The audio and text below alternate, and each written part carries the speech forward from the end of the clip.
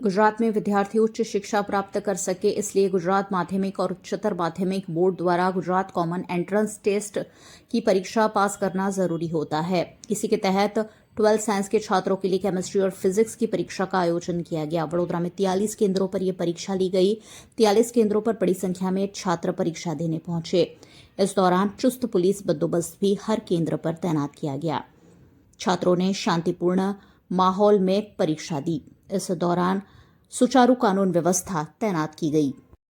paper હતું તે physics ને કેમિસ્ટ્રી નું પેપર હતું હમણાં તે 120 માર્ક નું પેપર આવે છે અને પેપર બી સારું હતું અને તૈયારી બી સારી હતી એટલે માર્ક રિઝલ્ટ બી સારું આવશે અને આ પાસ કરું તો મારે આગળ બીજી બધી ફ્યુચર મારું બ્રાઇટ બને એ માટે મારું બ્રાઇટ બની શકે